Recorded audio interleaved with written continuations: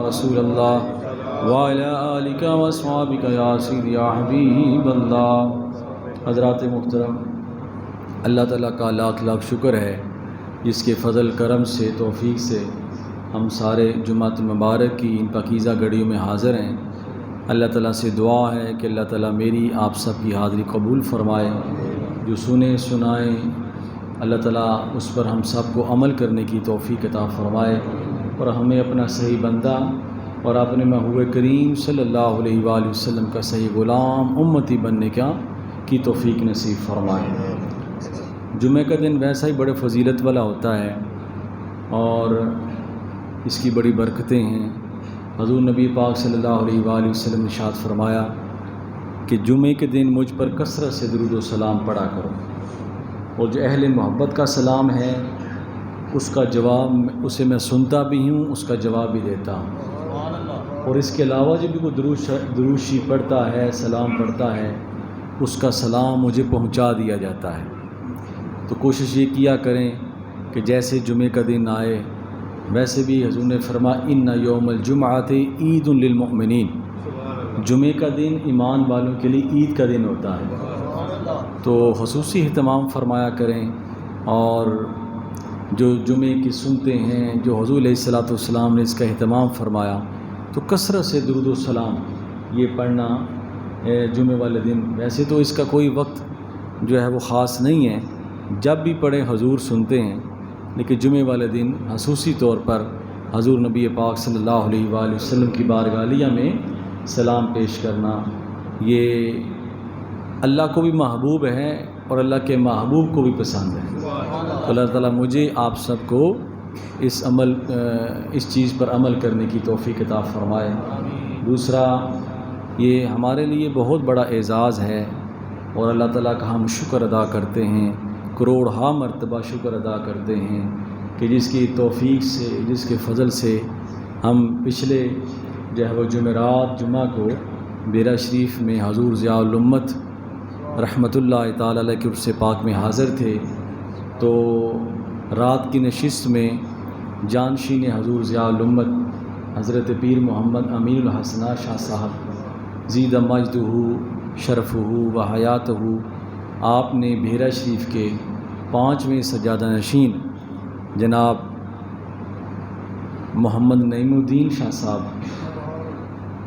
زید مجدہ کی دستار بندی فرمائی، اور یہ میں آپ سب کو اپنی طرف سے، تمام اہل خانہ کی طرف سے مبارکباد بھی پیش کرتا ہوں، اور دعا بھی کرتے ہیں کہ اللہ تعالیٰ قبلہ صاحبزادہ صاحب کے علم عمل میں اور برکتیں پیدا فرمائے، اور جانشین حضور ضیاء الامت حضرت پیر محمد امین الحسنہ شاہ صاحب زید مجدہ آپ کے صحت اور آپ کی زندگی میں اور برکتیں پیدا فرمائے، اور آپ کا سایہ تادیر ہمارے سروں پر سلامت فرمائے، اور یہ خانوادہ نسل در نسل اسی طرح دین متین کی خدمت کرتا رہے اور اپنے اسلاف کرام کے نقش قدم پر چلتا رہے، اور ہم بھی حضور ضیاء الامت کے فیض و برکات اسی طرح اپنے بزرگوں کے فیض سے تقسیم کرتے رہیں۔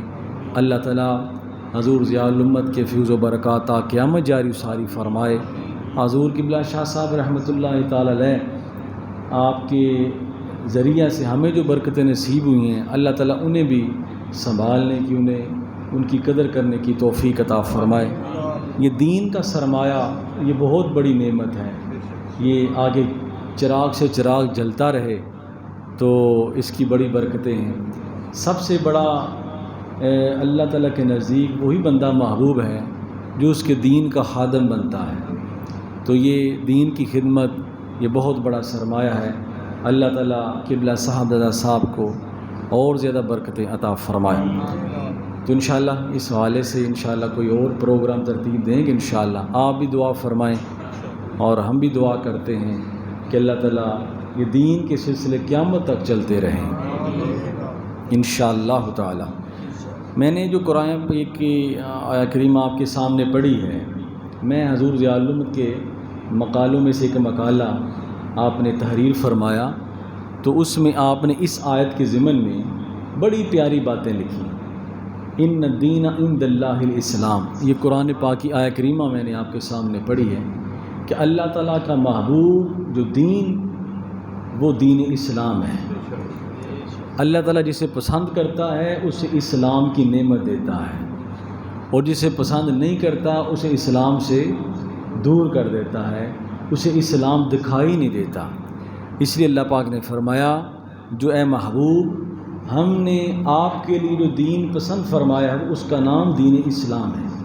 اور حجۃ الوداع کے موقع پر جو آخری آیہ کریمہ نازل ہوئی الیوم اکملت لکم دینکم، کہ آج کے دن ہم نے آپ کا دین مکمل کر دیا ہے، واتممت علیکم نعمتی، اور ہم نے اپنی نعمتیں آپ پر مکمل کر دی ہیں، وردیت لکم الاسلام دینا، اور ہم نے ایز اے دین جو پسند کیا ہے وہ اسلام ہے۔ میں اللہ پاک فرماتا ہے ردیت لکم الاسلام دینا، ہم نے آپ کے لیے جو دین جس پر میں راضی ہوں وہ اسلام ہے۔ اس وقت دنیا میں تقریباً 250-300 مذاہب ہیں، 250-300 مذاہب ہیں۔ ہم کتنے خوش قسمت ہیں کہ اللہ تعالیٰ نے ہمیں اسلام کے لیے چن لیا ہے۔ عیسائی ہیں، ہندو مت ہیں، پتہ نہیں کون کون سا، اور عجیب عجیب ان کی رسمیں ہیں، رواج ہیں۔ تو کبھی آپ غور کیا کریں کہ اللہ تعالیٰ نے اسلام میں کتنا حسن پیدا کیا ہے، چاہے اس کے عبادات ہوں، چاہے اس کے معاملات ہوں، چاہے اس کے معاشرتی سلسلے ہوں، چاہے اس کے معاشی سلسلے ہوں۔ اللہ تعالیٰ نے ہر چیز میں حسن اور توازن پیدا کیا ہے۔ اور اسلام کے لیے اللہ پاک نے جو نبیوں اور رسولوں کا سلسلہ آپ اللہ تعالیٰ نے، وہ ہر نبی اور رسول بھی کتنا پاک اور کتنا طاہر اور مطہر ہے۔ حتیٰ کہ اللہ تعالیٰ نے اسلام کے لیے جو غذا بھی رکھی، اللہ پاک نے فرمایا کھاؤ، پاک بھی ہو حلال بھی ہو، ٹھیک ہے نا جی۔ نماز پڑھو، وضو کرو، تمہارا لباس ستھرا ہونا چاہیے، پردہ پوشی ہونی چاہیے، قبلہ رو ہونا چاہیے۔ تو کبھی آپ اپنی عبادات کو دیکھیں کتنی خوبصورتی ہے، اور دیگر مذاہب کی عبادات کو دیکھیں، یقین مانیں کہ انسان کا دل خراب ہو جاتا ہے۔ کبھی آپ ہندوؤں کی جو ہے وہ ان کو سلسلے کو دیکھیں، بدھ متوں کو دیکھیں، تو ایسا ایک گھنونا اور ایسا، ساتھ وہ پیشاب پی رہے ہیں اور ساتھ وہ ہے جو ننگ دڑنگ، اور کوئی ان کا، تو پھر اللہ کا بندہ شکر ادا کرتا ہے کہ یا اللہ تو نے کتنا کرم فرمایا ہے کہ ہمیں مسلمان بنایا ہے، اور ہم جب تیرا ذکر کرتے ہیں، وضو کرتے ہیں، خوشبو لگاتے ہیں، لباس پہنتے ہیں اچھا، پھر تیری بارگاہ میں کھڑے ہوتے ہیں، تو فرمایا کہ یہ اسلام جو ہے اللہ تعالیٰ نے ایک تو اس کو خیر، ایک امن کا پیغام بنایا ہے، ایک خیر خائی ہے، سلامتی ہے، اور دوسرا اس کے ہر معاملے میں اللہ پاک نے حسن رکھا، ہر معاملے میں بے ادبی بھی نہیں، بے حیائی بھی نہیں، کوئی گندگی بھی نہیں، ٹھیک ہے نا جی۔ تو اللہ تعالیٰ کا ہر وقت یہ شکر ادا کیا کرے کہ اللہ نے ہمیں مسلمان بنایا ہے، ایمان والا بنایا ہے۔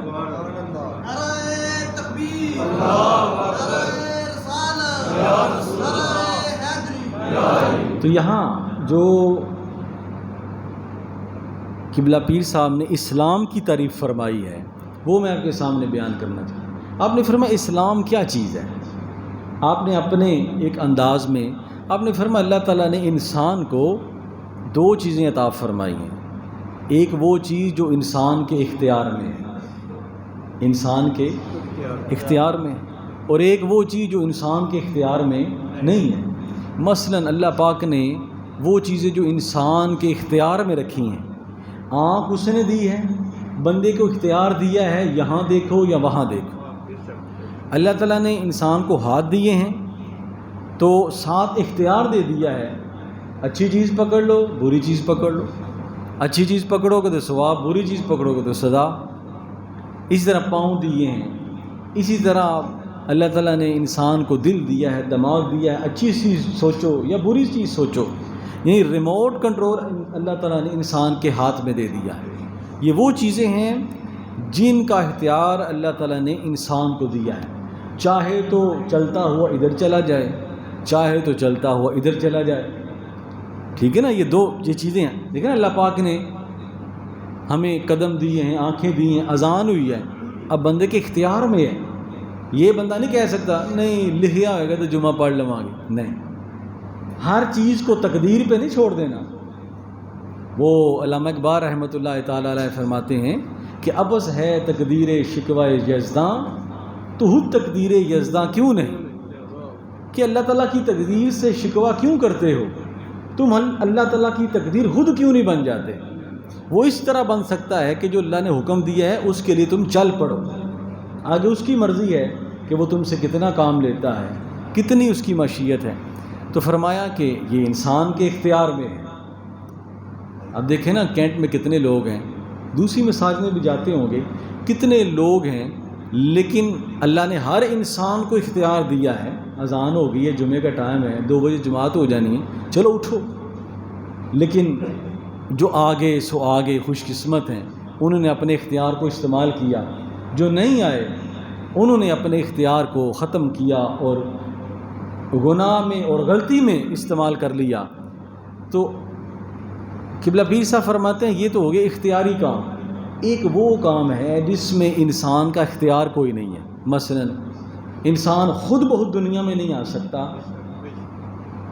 انسان خود بخود مر نہیں سکتا جب تک اس کا مر نہ ہو جائے، انسان جو ہے وہ خود بارش نہیں برسا سکتا، سورج نہیں نکال سکتا، چاند نہیں نکال سکتا، یہ خدائی معاملہ ہے تو ساری کائنات اس کے لیے، لیکن خدائی معاملات ہیں، اس پہ انسان کا اختیار کوئی نہیں ہے، اس میں انسان کا۔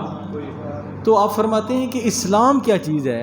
اسلام جو ہے اپنی اختیاری چیزوں کو اور غیر اختیاری چیزوں کو سب کو اللہ اس کے رسول کے لیے کی رضا کے لیے یا رضا کے مطابق چلا دینا، یہ اسلام ہے۔ چاہے وہ کام جو تمہارے اختیار میں ہے یا وہ کام جو تمہارے اختیار میں نہیں ہے، سب کو اللہ اس کے رسول کی رضا کے مطابق چلانا سمجھنا، یہ اسلام ہے۔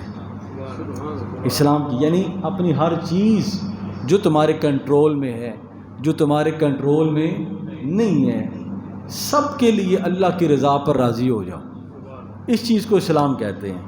ہر چیز نیچے آپ ایک بڑا خوبصورت واقعہ لکھتے ہیں، حضرت فضالہ رضی اللہ تعالی عنہ، حضرت فضالہ کا واقعہ لکھتے ہوئے آپ فرماتے ہیں اسلام یہ ہے جس طرح کہ حضرت فضالہ رضی اللہ تعالیٰ عنہ کا واقعہ ہے۔ حضرت فضالہ یہ حضور کے بڑے دشمن تھے اور یہ سوچتے رہتے تھے کہ کسی طرح یہ چراغ بجھا دیا جائے اور حضور علیہ الصلوۃ والسلام کو شہید کر دیا جائے۔ روز منصوبہ بناتے کہ یار یہ عجیب ہمارے مکہ کا ماحول ہو گیا ہے، تو کسی نہ کسی دن میں جو ہے نا یہ کام میں نے تمام کر دینا۔ تو حضرت فضالہ جو ہیں وہ روزانہ اپنا چھرا تیز کرتے اور سوچتے یار کہاں جاؤں، کیسے حملہ کروں، کیسے یہ کام کروں۔ تو ایک دن انہیں پتہ چلا کہ اللہ کے نبی جو ہیں خانہ کعبہ میں آئے ہیں اور اکیلے ہیں، اکیلے۔ حضرت فضالہ نے موقع غنیمت سمجھا، اپنے وہ چھرے کو لیا اور جو ہے وہ خانہ کعبہ میں داخل ہو گئے۔ حضور نبی پاک صلی اللہ علیہ وآلہ وسلم خانہ کعبہ کا طواف کر رہے ہیں۔ فضالہ کو کیا پتہ کہ وہ قتل کرنے جا رہا ہے یا قتل ہونے جا رہا ہے جی، وہ کسی کو مارنے کے لیے جا رہا ہے یا خود ان پر مرنے کے لیے جا رہا۔ تو حضرت فضالہ فرماتے ہیں کہ میں نا حضور کے گرد 2-3 چکر لگائے، میں نے کہا جیسے وہ غنیمت ملتا ہے تو میں آپ پر وار کر دوں گا۔ فرمایا 2-3 جو میں نے چکر لگائے تو حضور نے مڑ کر میری طرف دیکھا، تو حضور نے جب مڑ کر دیکھا تو میں نے تو حضور کو غور سے دیکھا ہی نہیں تھا، ہیں جی، مجھے پتہ ہی نہیں کہ حسن و جمال کا یہ شاہکار اور حضور علیہ الصلوۃ والسلام کی عظمت و شان میں تو آگاہ ہی نہیں تھا۔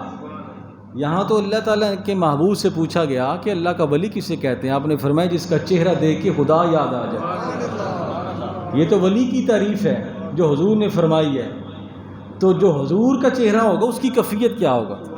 فرماتے ہیں حضور نے 3 یا 4 چکر تھا، مڑ کے نا میری طرف دیکھا، میں تھا یا حضور تھے، میں پیچھے پیچھے چل رہا، جب مڑ کے دیکھا نا تو میں نے حضور کے چہرہ انور پر میری نگاہ پڑی تو میرا خنجر جو ہے میرے ہاتھوں سے جو ہے وہ چھوٹتا ہو زمین پر گر گیا۔ حضور نے اس خنجر کی طرف دیکھا، آپ نے فرمایا فضالہ کیا سوچ رہے ہو؟ ابھی تم پر اسلام واضح نہیں ہوا، ابھی تمہیں اس بات کا یقین نہیں ہوا کہ میں اللہ کا سچا رسول ہوں۔ کیا کرنے آئے تھے؟ حضرت فضالہ نے فرمایا میں نے بولنا کیا تھا، مجھ میں ہمت ہی کیا تھی، میں خاموش کھڑا رہا اور میں نے کہا کہ میں گواہی دیتا ہوں آپ اللہ کے سچے رسول ہیں۔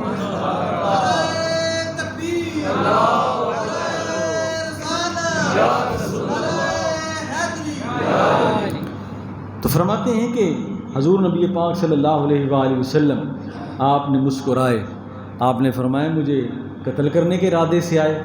تو حضرت فضالہ فرماتے میری نگاہیں جھک گئیں، کس کا دم ہے جو حضور کی نگاہوں سے نگاہیں ملائے؟ حضرت فضالہ فرماتے میری نگاہیں جھک گئیں، دل بدل گیا اور میں نے سر کو ہلایا تو حضور نے میرے سینہ اقدس پر اپنا ہاتھ پھیرا۔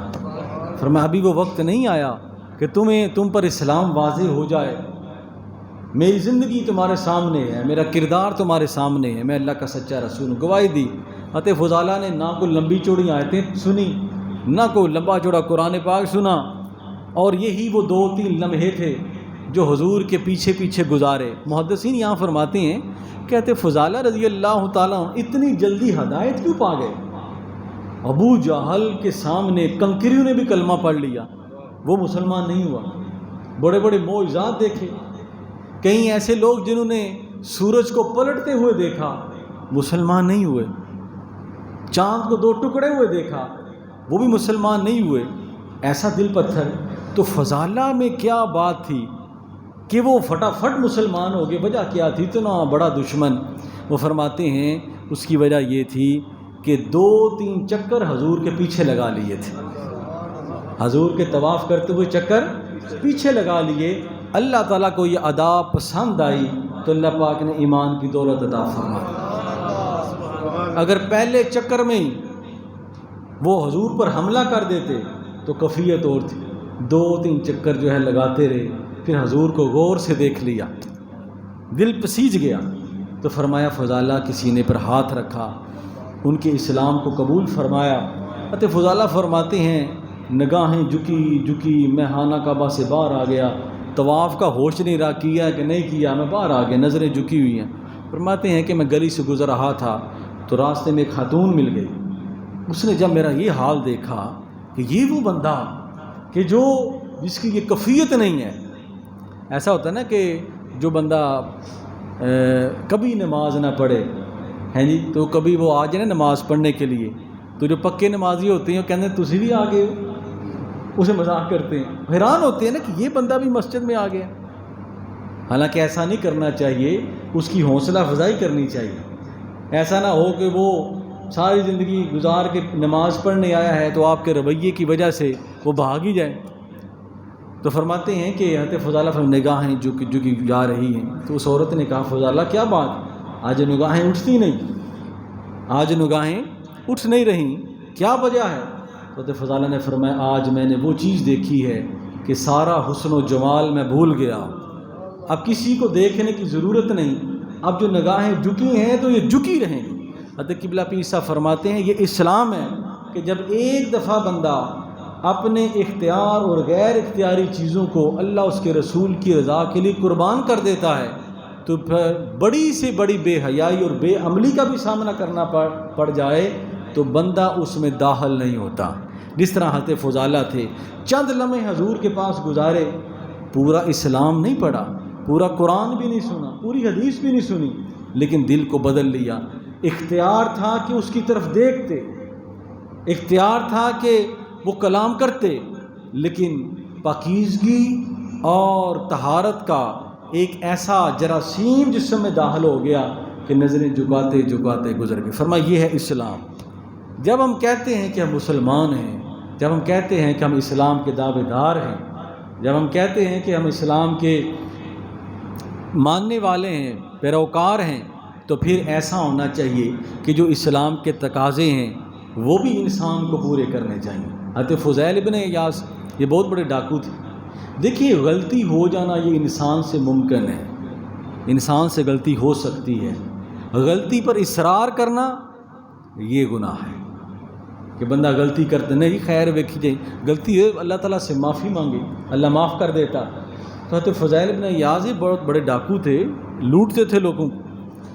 تو ایک دفعہ نا ایک بہت بڑا قافلہ اس جنگل سے گزر رہا تھا جس جنگل میں یہ سارے اپنے ڈاکوؤں کے ساتھ ڈیرا لگا کے بیٹھتے تھے۔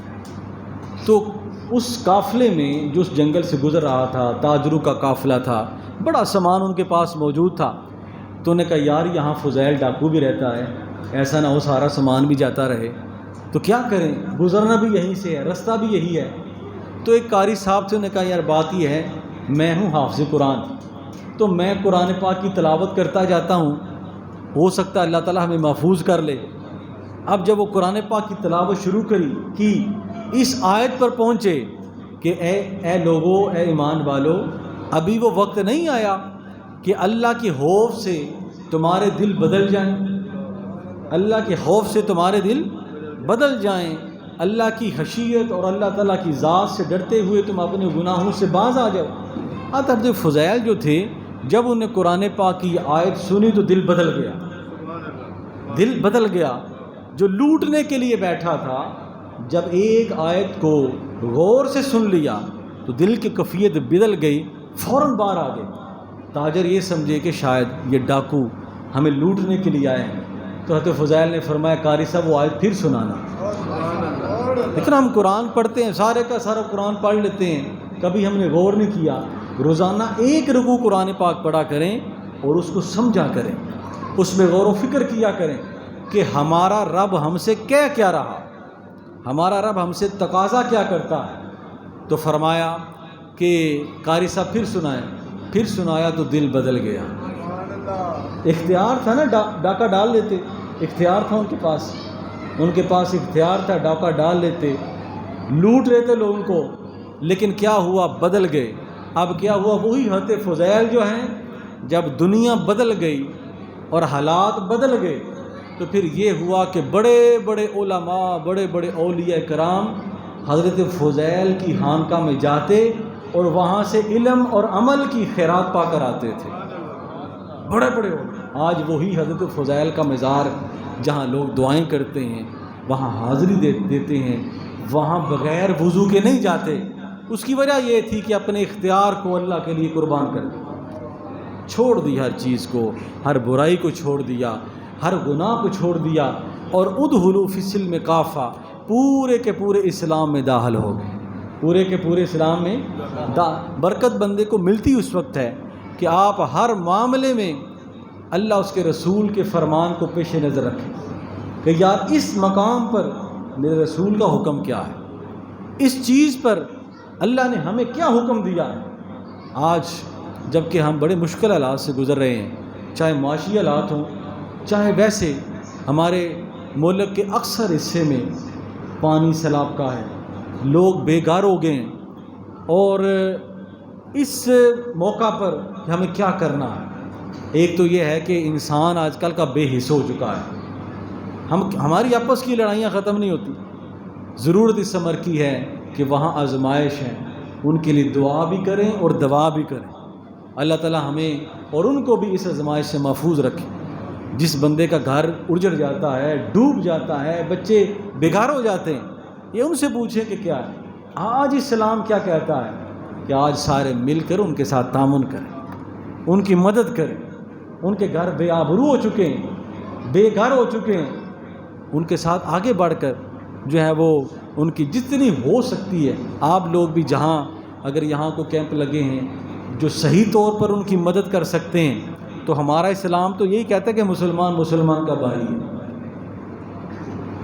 مسلمان مسلمان کا خیر خواہ ہوتا ہے، ان کے ساتھ تعاون کریں، ان کے لیے مدد بھیجیں، یہ اسلام ہے۔ تو میرے دوستو، دعا بھی یہ کرنی ہے کہ اللہ تعالی ہمیں آفتوں سے بچائے، اپنی ناراضگی سے محفوظ رکھے۔ حضرت موسیٰ علیہ السلام نے فرمایا کہ یا اللہ تو ناراض کب ہوتا ہے، ہمیں بھی پتہ چلے تیری ناراضگی کے اسباب کیا ہیں۔ تو اللہ پاک نے فرمایا میں ناراض ہوتا ہوں کہ میں کثرت سے بارشیں بھیج دیتا ہوں، لوگ ڈوب جاتے ہیں، یہ میری ناراضگی کا سبب ہے۔ پھر اللہ پاک نے فرمایا میں بے وقوف حکمران لوگوں پر مسلط کر دیتا ہوں، لوگوں کے مصیبتوں کو دیکھ کر وہ خوش ہوتے ہیں، تالیاں بجاتے ہیں، بے وقوف حکمران آ جاتے ہیں۔ اور تیسری ناراضگی کی وجہ یہ ہے کہ میں ان میں مختلف قسم کی بیماریاں پیدا کر دیتا ہوں، بیماریاں کوئی علاج نہیں ہوتا، سمجھ نہیں آتی بیماری ہے کیا۔